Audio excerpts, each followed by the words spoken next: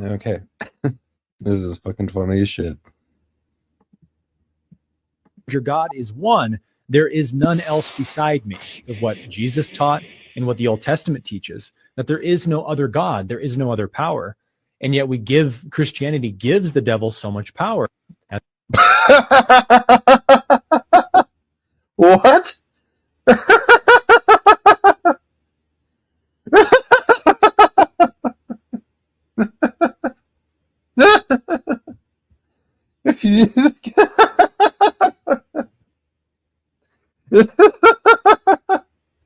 Christianity gives the devil power?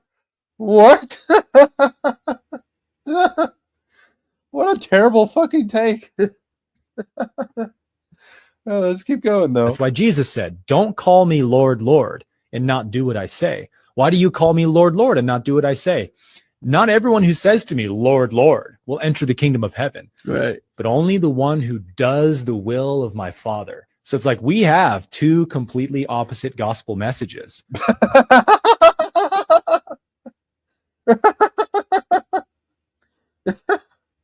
We have two different gospel messages. Well, it gets better. And I think it behooves every Christian to come to understand this, that not only this great, scholars call it the battle of the apostles, the fact that this is well documented in the Bible and especially outside the Bible in like first century sources, that the apostle Paul and Jesus's brother James and his 12 hand-selected disciples were mortal enemies with each other.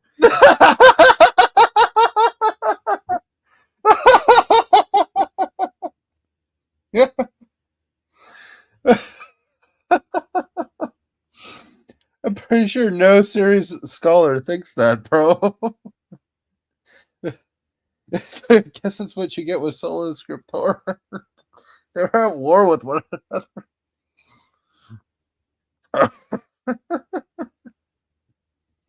Just want to let you know the Bible's holistic, but okay. And they were trying to extinguish one another's gospels. We have Paul talking What?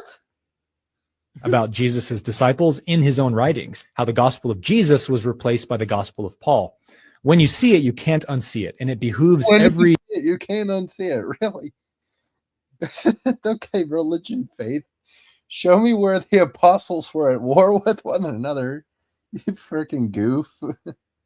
Did you make that up at heresychurch.com? Good grief. Confessing Christian to say, okay, I've got to make a real decision here of who do I think had Jesus's message right? Was it Jesus's brother and his 12 hand-selected disciples? Or was it a Pharisee Jew named Paul who never met Jesus and was a... What?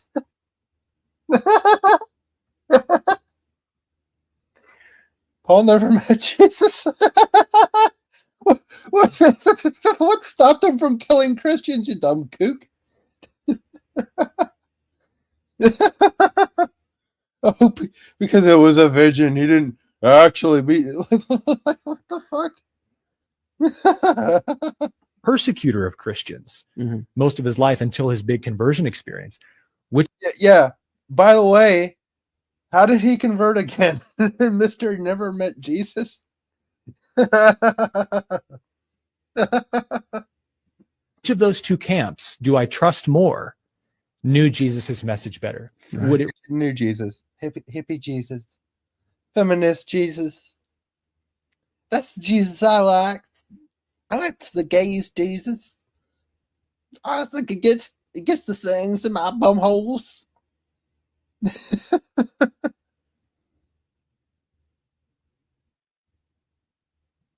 Really not have been his own disciples. And what's funny is in Christianity, this is a whole denomination. It's called dispensationalism, which says that, yes, in fact, Jesus's 12 disciples got it wrong. Yeah, that's not a good thing to fall into. Yeah, there's this thing called dispensationalism. Yeah. And it's a whole thing. It's a whole thing. that lets me coom. Paul got it right. And the reason that this branch of Christianity developed is because this schism between Paul and Jesus's disciples. What? Paul would have disagreed with that. Where do you think he learned from, you dummy?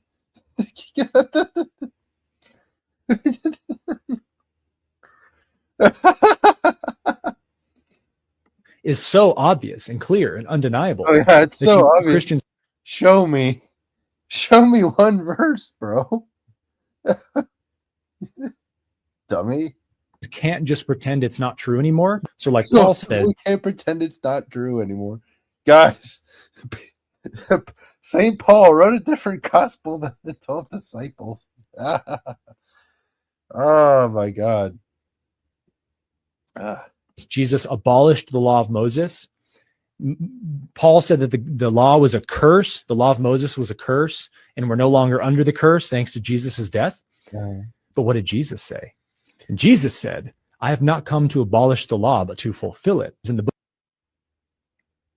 Isn't that what he just said? Well, technically, Jeff. Technically. He didn't say pedantically. It didn't say pedantically, therefore it did. Didn't say it pedantically. Like fucking goblins, bro. Book of Acts, Paul gets called before the Jewish church, the James and the disciples, a number of times in the book of Acts to come give an account of, hey, what are you preaching to people, dude? And when he goes before James, I believe in Acts 15, James, when they make almost no mention of James in the book of Acts or the whole New Testament. Mm-hmm. What? What? Okay, let's see what Acts 15.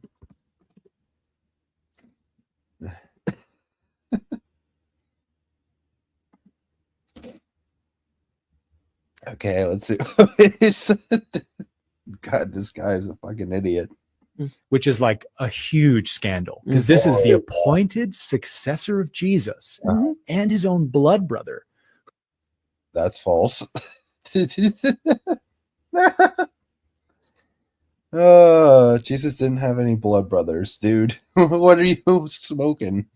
Who is called James the Zaddik, which is the highest honoring title in Essene Judaism, which means the righteous one, the teacher of righteousness. So James was the Zaddik, or the just, and his 12 apostles. Paul gets called before them, and they make very little mention of James, but they do mention that he's the leader of the church. And James says to Paul, the Jews have been accusing you of apostasia, is the Greek word, that you are teaching them to forsake the commandments of Moses. And apostasy would be the greatest accusation you could make. And now the King James doesn't use the word apostasy because that'd be way too harsh language to let Christians read. They say, I can't remember what the word is, but it's like forsaking, or that you're forsaking the law of Moses. But James said that you're committing apostasia, teaching people not to follow the commandments of Moses. And okay, let's see what it actually says.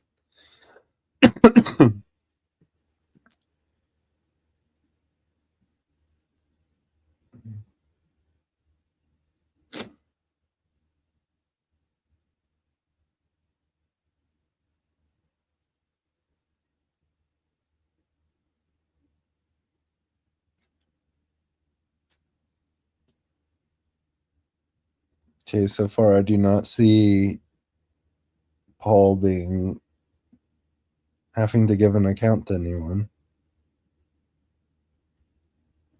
I'm like at 15:12.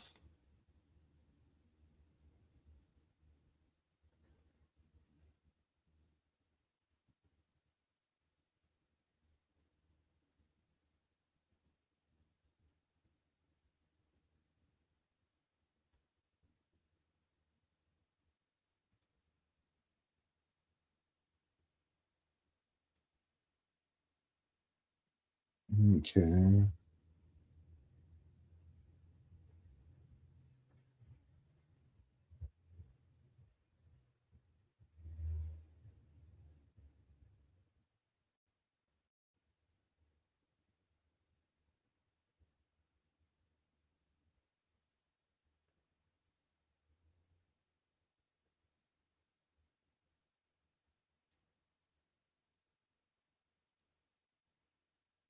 I'm literally at 15:30 and there's still nothing about him having to give an account. What the fuck is this guy talking about?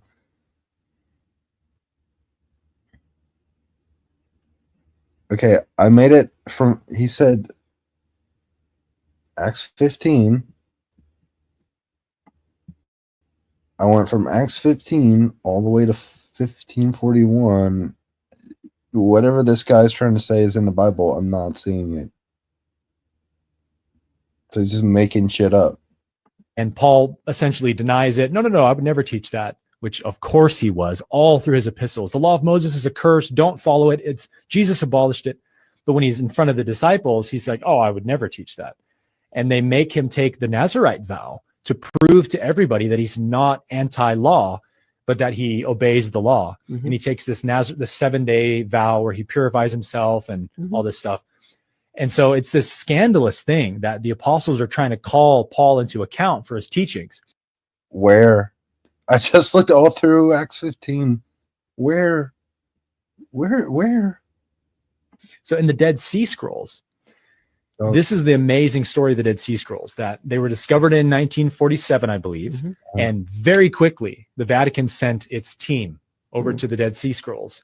And they took the Catholic scholars took the scrolls into the Rockefeller Library or Museum, and they kept them sequestered there for like 40 years without sharing them to the public. And you have all these scholars around the world, Jewish scholars, Christian scholars, non-Christian scholars, who are dying to get their hands on these documents. And the Vatican, the French Catholics from the Vatican are like, nope, we've got them and we're doing our work on them. Don't worry, we'll let you know what they say. So what? So what? What's wrong with that?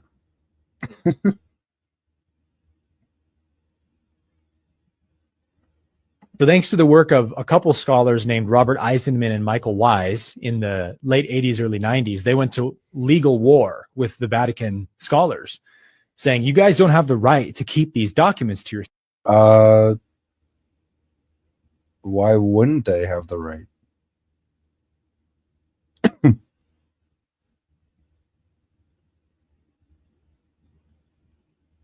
Who do the scrolls belong to? Who found them?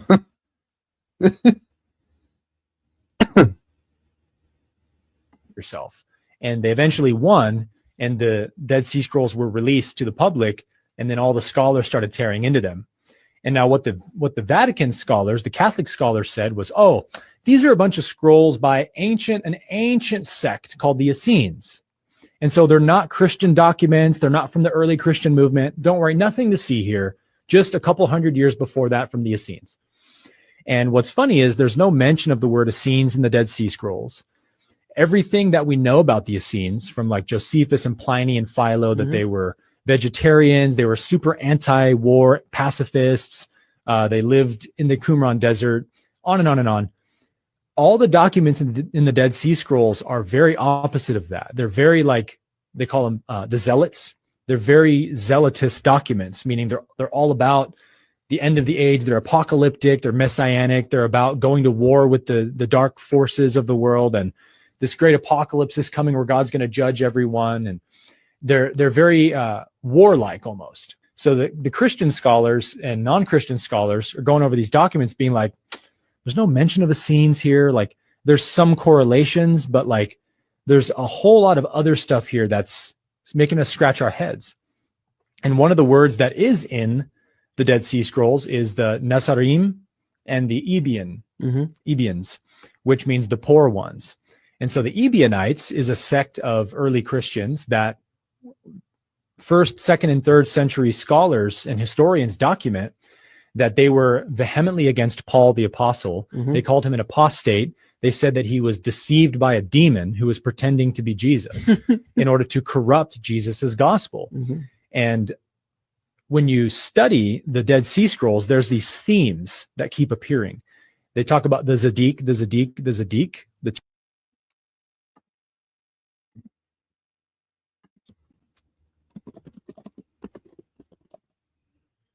Okay.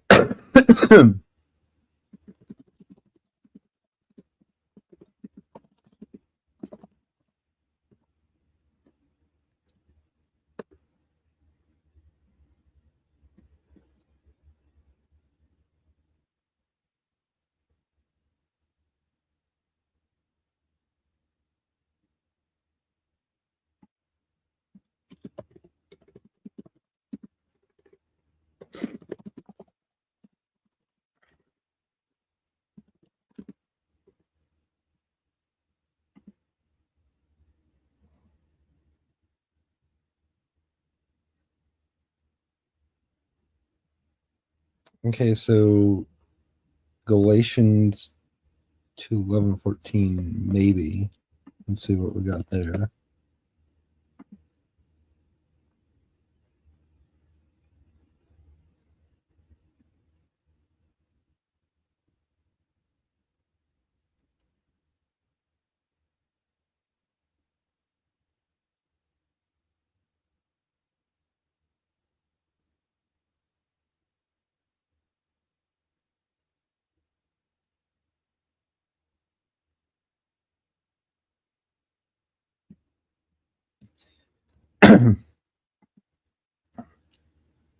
So he had a little spat with Cephas, but did he have to give an account for that? Nope.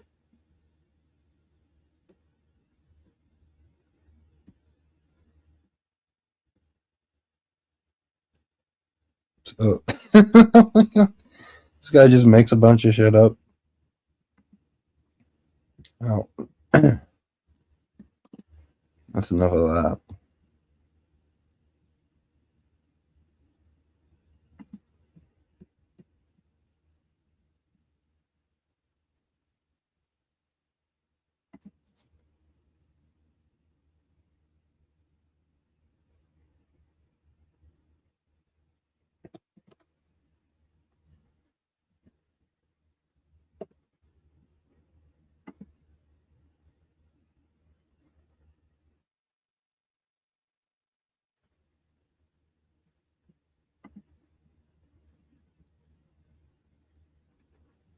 Let's see what we got here.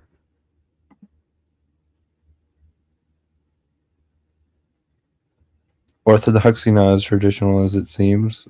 Oh, that should be fun. Let's see if I can tear it into shreds.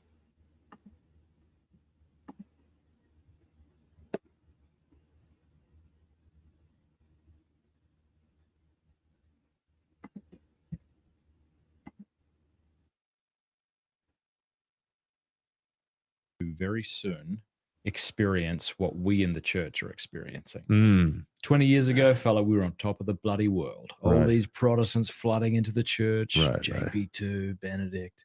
Yeah. And now I feel like we're being sufficiently humbled. I'm embarrassed about the times I told Protestants about just how unified we are. right. And I'm yeah. sorry I did that in a triumphalistic way. Now, don't get me wrong. I do think there's a unity in the church that isn't in Protestantism. Right, I still think right. that's a valid critique of Protestantism and an Right. argument for Catholicism. But I mean, it's clear that Yeah. things are difficult right now Yes. and embarrassing Yeah. right now. And I don't like that. I wish it wasn't the case. But I think that Orthodoxy, maybe I'm wrong, I'm just speculating, is currently undergoing what maybe we went through in the 20s, where it's got great curb appeal. You know, the tradition, the Right. big bearded Eastern fellas dispensing wisdom. But I don't know. I think there might, you know, what am I trying to say? Just that we only have options. What that are you trying aren't to say? perfect. Yeah. And by perfect, I don't mean true. I just mean that would make us feel completely secure if we stick to appearances. Yes. In many ways, my investigation of Eastern Orthodoxy has yielded that as already starting. Tell me how. Well, I remember when I was looking into Eastern Orthodoxy, I thought to myself, Eric, you don't want to be hoodwinked again. Like, if Catholicism is wrong, you fell over. I mean, you were like, oh wow, this is amazing. You jumped right in, right? Well, look at what you're doing now with Orthodox. It sounds like you're about to do the same thing. Don't you want to make sure that when you get on the other side, that You won't have buyer's you're not going to remorse. have, you're not going to have issues to face. And boy, I quickly realized I was going to have issues to face just by visiting parishes, getting to know Orthodox people. It's like, oh, where are you going? Oh, I'm going to go to the OCA parish. Oh, no, don't go to the OCA. What? Why? Well, this. And then it's like, oh, okay, well, can I go to the Greek Orthodox? No, I wouldn't go there because this. It's like, wait a minute. So now I got to pass Orthodox churches too to go to the right one? What? I don't know any priest that would say don't go to a specific church because of X reason. Unless I mean, I'm thinking about it now. No priest would tell you not to go to church. What are you talking about? They would encourage you. There's no way he's talking to a priest here.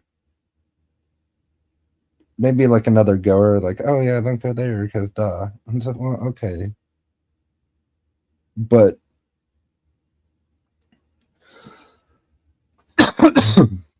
I forget which saint said, I think it's Saint John said that if you come to the church to look for holy people, you made a mistake. So it honestly, at the end of the day, it doesn't matter which which color flavor of orthodoxy you pick. I would say Eastern's the best way,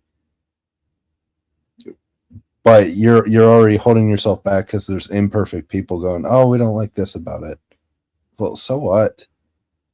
There's gonna be stuff you don't like. Get over it. Why? Well, you got to go to where they hold the canons. The canons are inspired, infallible, and you got to get rebaptized. You can't just accept what these liberals are saying, where the Catholic baptism is valid. You know, it's like, oh boy. So now I realize I'm going to have to sort of. We believe in one baptism. That's in the Nicene Creed, by the way. Now, is someone going to charismate you into the church right away? No. And that's a good thing. You need to spend some time with it before they allow you to speak on it. And honestly, if it's done, like, yeah, it's completely different from the prot prattle. We just stick you in the water and you're good to go. Like, you attend classes and learn the history of the church. And then only when the Father says it's time for you to be blessed and the things that are coming out of your mouth are blessed is when you can speak on it. I really didn't share much about Orthodoxy until I was blessed. And I still am very, very careful about what I say because I'm still the new guy. Very careful about that. And that's because we have a completely different system. So you go, oh boy. Yeah, well, I'm sorry. It's not an easy lifestyle to submit to a church authority. I'm sorry that's so hard for you to submit yourself to God. It's not for me.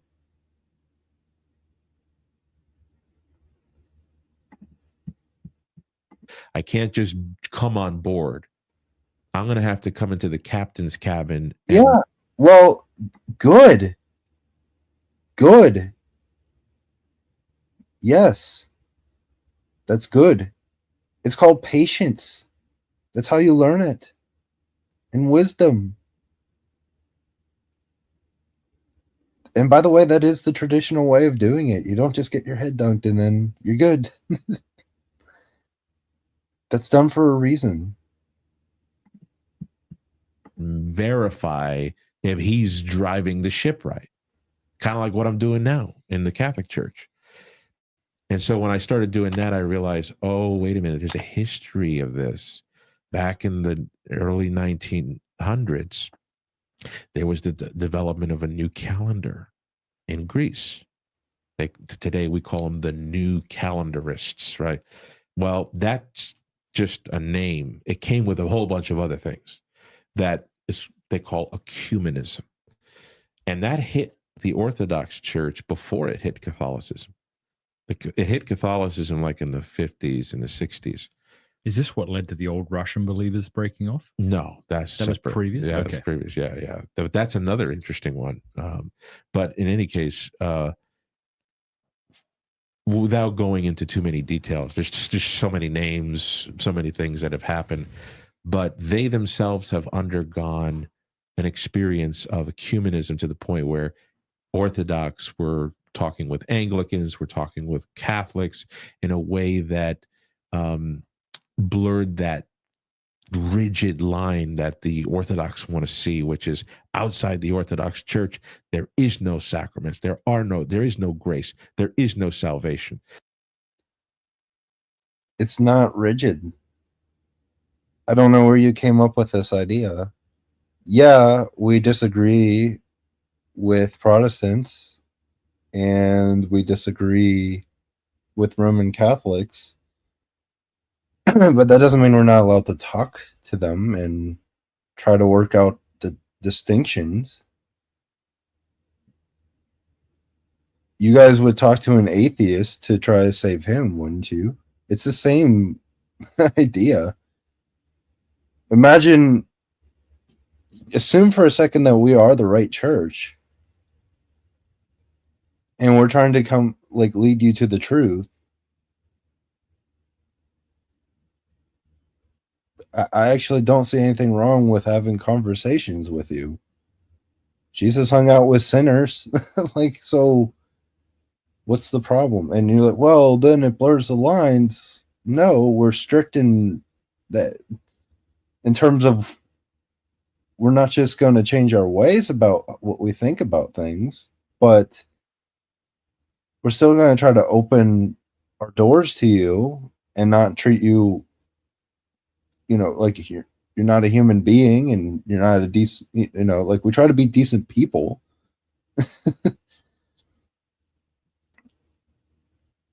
Well, you had a lot of Orthodox hierarchs who were coming out saying the opposite of that. And not just like one-offs. We're talking about... Can you give us more concrete examples if you can on the spot? Yeah, so the Orthodox Church joined the World Council of Churches.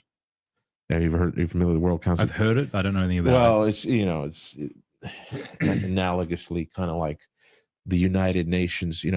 It's in the religious sphere, the World Council of Christian Churches, where, look, we've had the world wars, we've had division. Now we're in the era of technology, global communication. We need to look at this desperate brokenness of Christianity and try to do something to make Christianity a one identity for the world. People are looking at us and they're saying, how Christianity? Yeah, that's just as different as all the continents, So the World Council of Churches was a Protestant outfit, but the Orthodox joined as members. So what? You think, what does that go against? You think that goes against our teachings to reach out to you and say you're fucking wrong? And sola scriptura completely make up? And we do it in a scholarly way? What is actually wrong with that? You have no clue. Oh, well, they joined this group of Protestants. Okay, so what? Again, what? Now, not every jurisdiction agreed to that, but there is an Orthodox contingent, and I doubt it's a contention. It's probably more of a caution, and rightfully so, because this needs to be handled with caution.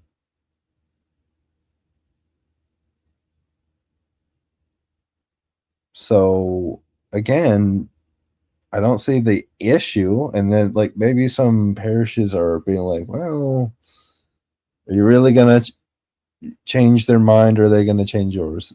Well, that's why we have arguments. It's why we debate.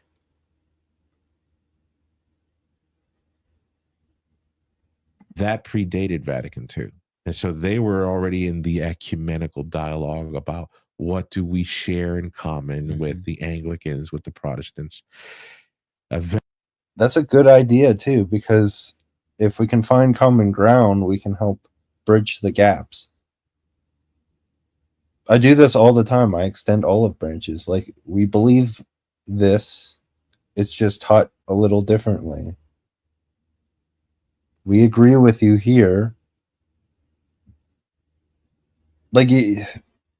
I don't know what you think you want us to do. Like, just be complete stick in the mud assholes all the time? We try not to be. So it's like I don't like the Orthodox, and it doesn't seem traditional because of my own little personal problems that I have with it. It's like, well, that doesn't prove that it's traditional or not. It just means you don't like it. I'm sorry, but like, what do you want them to do? Eventually, one of the big clearest examples, and people can YouTube this too, is if you look at the Assisi Day of the prayer for peace that was called by John Paul II.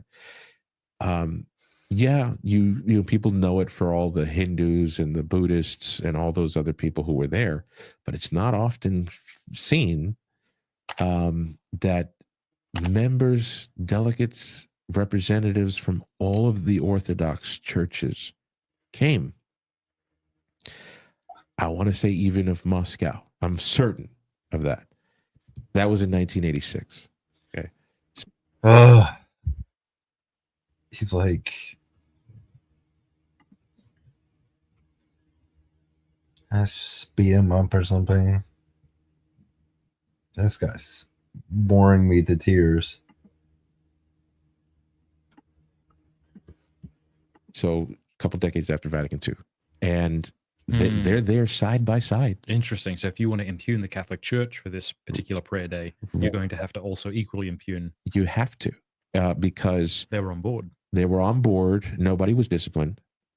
There was no synoxis of bishops who got together to say, we anathematize this. Actually, there has been. Doesn't that sound like a conversation now rather than like, well, you know, gee, golly me.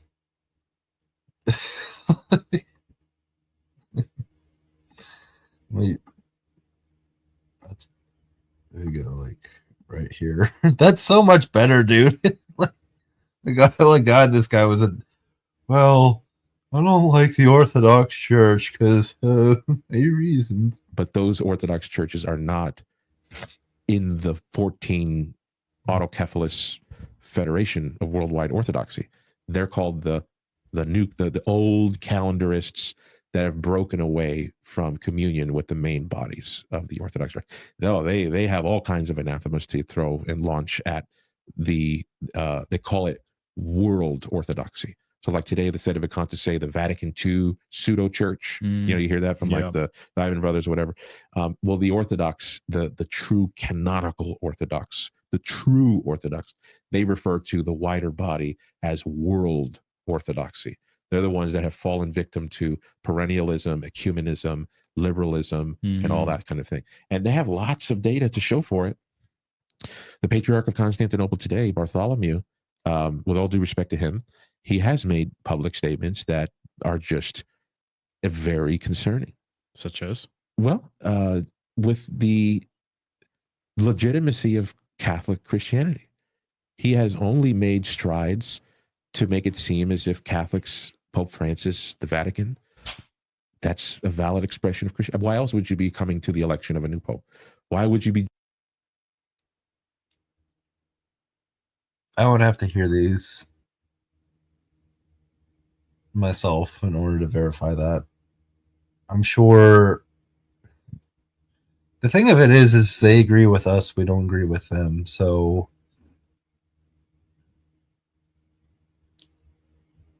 it's complicated. Like, again, without hearing what Bartholomew said, I'm not just going to take this guy's word for it. Oh, he said something. Like, okay, well, maybe, but it's none of our business, especially as laymen. And even if there's issues with that in Catholicism is a lot closer than Protestantism is going to be. A lot closer. You know, we don't agree with having a pope and all that, but filioque is a problem. But they still don't have to face the same criticism you guys do, which is where do you even understand your Bible from? And and you just say God, therefore you read it and become your own arbiter. So if you don't like what Pastor John is saying down at Bible Humping Church 1, you can just go find Bible Humping Church 2 somewhere else and listen to Pastor Dave. But that's what ends up happening is without a normative authority, you just jump around and can never really agree on much because it's a pick and choose buffet. You can pick and choose the parts you like and the parts you don't like, and then you can't explain the parts you don't like when they get brought up to you. At least the Catholics and the Orthodox are a lot more biblical, and we don't shy away from handling the harder discussions that are in the Bible. You guys will squeam because you don't, again, it's just your interpretation. So you're going against your own understanding, which the Bible tells you not to do. You should also have church authority guiding you. And that's why it's so important. Joining in prayer services at the Vatican, unless you thought this was something Christian. You see? Yeah. So, what did you tell me about Ubi's patriarch? well, okay. So this, as far as I know, Denny is part of the Greek Orthodox Church of America, the Archdiocese of America. And one of the things that the Greek Orthodox Church in America is dealing with is their Archbishop, LP De Forest, who, and again, all due respect to him, I don't want to make this seem as like an insult to attack him, but he has been involved in some very egregious situations. One in particular, which is documented, it's public, it's all over the place, is he conducted a public baptism where the two parents were well-known, famous homosexuals. Oh, I remember seeing that photo. Yeah.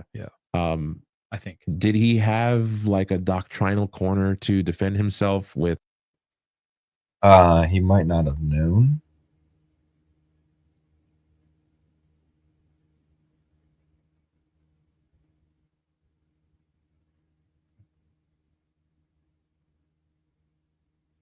There's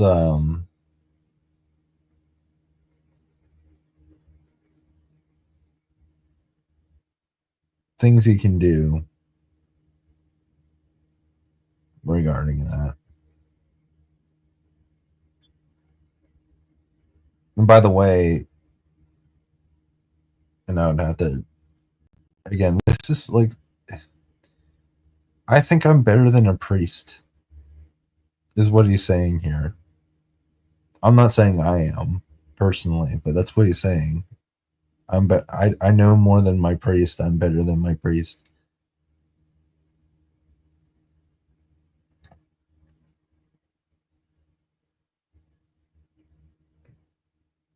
It's,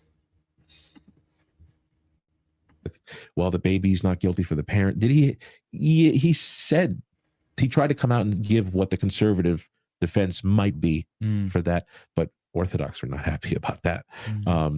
He's also participated. I think he celebrated the Divine Liturgy at an Anglican church in New York that's known for its LGBT support. That's also documented, pictures. Journalists have talked about it. Now, does he support gay marriage? No, he'll tell you no.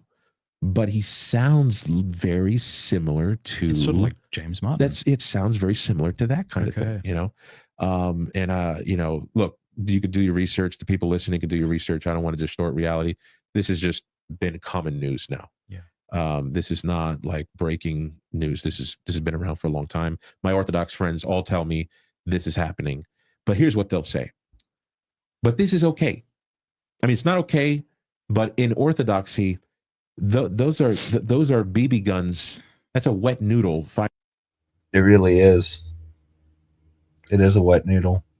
Fighting against a Navy warship of the liturgy of the whole universal apostolic fortress of Eastern Orthodoxy. This is just wet noodles. In Catholicism, They are. Like, they're little BB guns. Because even if you had one fallible person, which I'm just gonna, we don't have this guy verified, but let's just grant his argument. Okay, so we have one bishop that's doing stuff that we don't agree with. So what? you've got the Pope, who's the center of unity. When you see him doing it, that's like an utter destruction. You're sunk, right? Because of how much influence the Pope has. But it's really, in my opinion, a smokescreen, because Orthodoxy, yes, they don't hold that there's one patriarch that has all this influence, binding influence on every other patriarch, but they do hold to the principle of you are what you commune with. So it's a little bit of a different angle to look at things.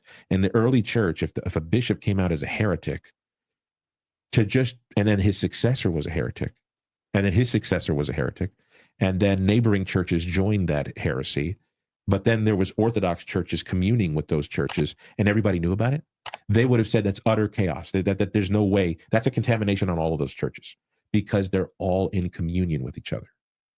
So Orthodoxy doesn't hold to this isolationist ecclesiology where, well, in my little bubble, we don't do that. Yes, I'm under LP de Forest, but my priest doesn't do anything like that. We have the liturgy, we have the faith, we have the canons, but you commune with LP de Forest. You're under the Omophorion of LP de Forest. He's in communion with these other patriarchs.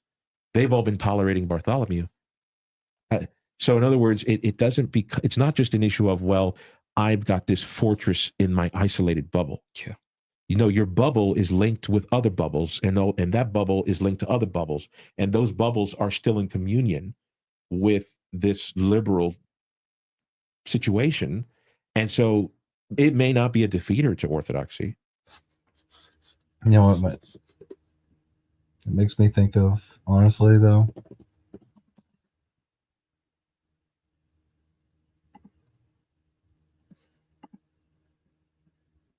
I'm not gonna lie, I'll make music in a closet if I have to. So I use samples because.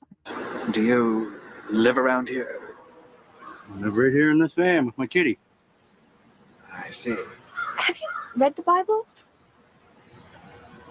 Maybe I have, maybe I haven't. What's it to you? Can you read, my son? Well, that depends. Can you go fuck yourself? Okay, boys. Rule number 1. No living in a van in Sunnyvale Trailer Park. J-Rock, you better straighten Panama Jack the fuck out right now.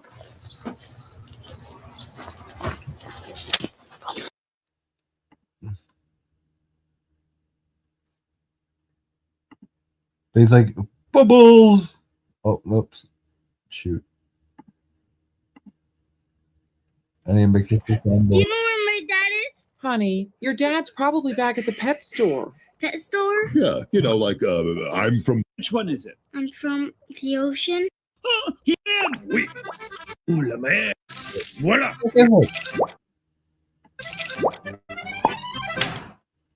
That's not even what I wanted.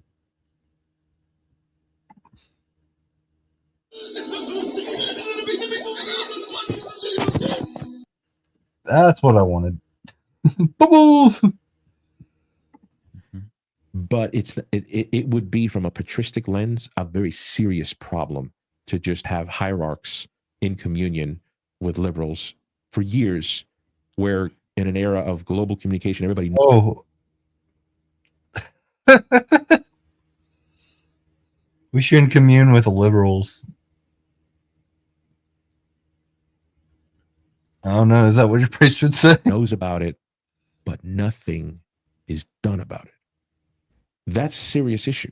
And so anyway, I'm not trying to say that, oh, this is proof that Orthodoxy is wrong. I'm just saying this as a way that if you become Orthodox thinking that a Vatican II experience is impending, you don't have to think that. It's already been going on. So it can be the case of out of the frying pan into the fire. For those who are on the ledge of Catholicism, they're disenchanted, they're frustrated with Pope Francis, they're looking for a safe option. it could be going out of the frying pan into the fire. In most cases, they're going to feel it's not. Mhm. Because just the Orthodox just have a better way of maintaining at least that sense of security. But it's undeniable that when you start to get into the hierarchy, that things are far more lax than it can be claimed to be. A lot of the American converts to Orthodoxy, for example, and all credit to them. I appreciate the masculinity that the Orthodox are trying to bring back onto the scene. Yeah. That's much needed. But let's not pretend that characterizes all the ranks up to the top in Orthodox Christianity. And it could be look, an Orthodox would say, look, Eric, I realize it's bad. Yeah, my bishop says that, he does that, he's a liberal. But I think that I can absorb the brunt of this and be fine because of these reasons. Okay, well then when I say that as a Catholic, just give me the credit. Don't make me feel like I'm in another world where my ecclesiastical scenery is just completely abominable and yours is completely beautiful. At least admit that we're both having to come up with reasons for how to float in the chaotic waters. Then I think I get more respect from the Orthodox when we can level that way. Yeah. Yeah. Wow. That's awesome. Thank you. Hey, thank you. No, thank you. Bubbles!